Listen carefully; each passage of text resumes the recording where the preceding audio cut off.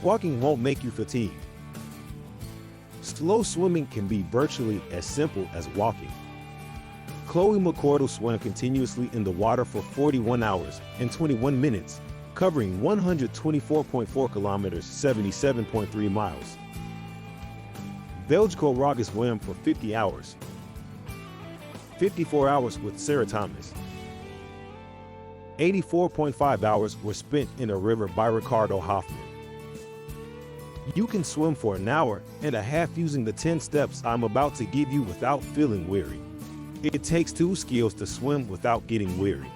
Without encountering much opposition, move forward by anchoring your hands and gliding over the water.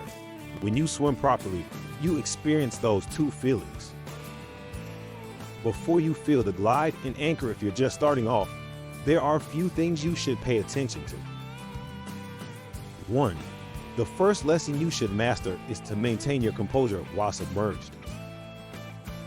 When your face is submerged and you can't reach the ground, panic is a pretty common emotion. If your heart begins to race just by being underwater, you cannot swim relaxedly. 2. The legs are a newbie swimmer's worst enemy. Do this exercise several times. If I could give you one bit of advice, try to just cause turbulence in your feet and not your knees as you kick on your back while keeping an eye on your feet. Your legs will float closer to the surface while you swim freestyle the more frequently you perform this exercise. 3. A lot of you skip this video, yet it might be the most crucial for your success in the future. Your shoulders and swimming technique will benefit from torso twisting and side gliding. Your shoulders rotation aids in accelerating your arms. You move when swimming a long distance with your arms. Legs are also helpful. However, the kick is crucial because it also offers buoyancy, stability, and balance. That is, if the kick is quick and little and the legs are relatively straight. 4. The hands exert pressure on the water due to their form and pace. That pressure can be used to secure your hands. The levers in your arms are what propel your body forward. You have essentially mastered the art of swimming after you have mastered this phase. Things become more challenging moving forward, and development will be slower.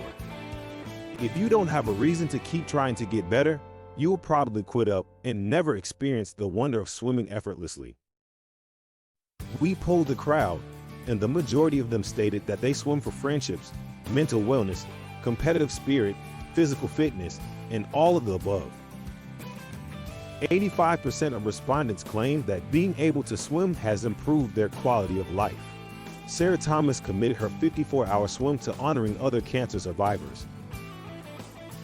5. The most crucial factor if you want to maintain your composure is proper breathing. Compared to swimming in a pool, swimming in the sea is more chaotic, especially if there are fewer than 4 swimmers in your lane.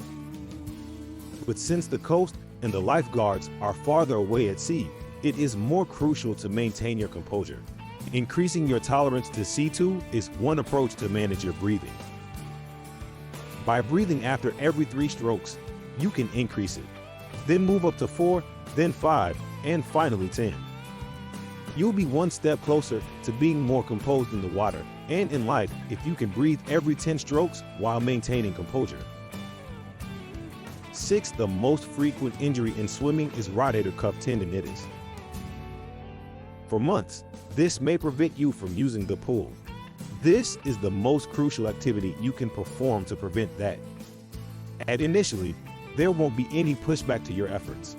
Then, to prevent moving your elbow, you can use a rubber band similar to this one or a smaller one. I perform 20 of these repetitions on each side before entering the water. Knowing which technique feels most natural for your level of shoulder mobility is another thing you can do to keep your shoulders healthy. The finest swimmers inwardly rotate their shoulders while the hand is still in front of them. Not everyone is able to do it. As long as your hand is facing rearward, starting the draw a little wider is also an excellent swimming technique. Your stroke will slant slightly in the S as a result. Avoid forcing your hand's palm all the way up against the wall, though. You'll start to swim in a zigzag as a result. 7. I thought our film didn't make the shrug sufficiently evident. Here's a different justification. The pecs and lats are the two key muscles that will help you pull your arm faster. Your stroke will be longer and more powerful the more you extend them.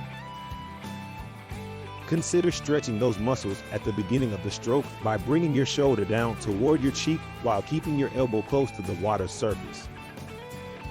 You will be able to accelerate much more quickly if you can sense that.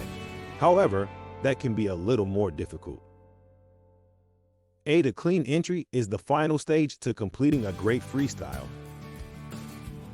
We discussed the best way to approach it, but I failed to hear a crucial piece of advice. In order for the hand to slide into the water like an knife through butter, there must be good shoulder rotation at the same time. 9. Someone just commented on a video that ours makes freestyle swimming appear to be impossible. In a sense, nobody in the world is a perfect swimmer. The objective was never to swim flawlessly like an animation, though. 10. The best thing we can do to make swimming as simple as walking is to avoid creating too much drag with our body, then to make our pulling muscles stronger and more resilient. Aaron completed his swim ahead of 75% of the other participants. He outran Belek by 2 minutes. He discovered that the entire body floats more readily in the water with the legs, because the waves make it need to extend your head further when breathing. He understood the value of occasionally looking ahead to stay on course. Thus, the currents may force you away. The most crucial lesson he picked up was to maintain his composure. It is quite challenging to determine whether you are moving forward or not in the ocean. Having folks nearby is beneficial. But the secret to succeeding was remaining composed and using proper technique. Both at the start and the end of the swim, Aaron used his kick. Before jumping on the bike, he had a head start and a warm-up thanks to that. His time in the water was 1:16. He acknowledged that he has suffered knee pain for a while now that the race is over. Be sure to subscribe if you want to learn why swimming is the finest rehab activity.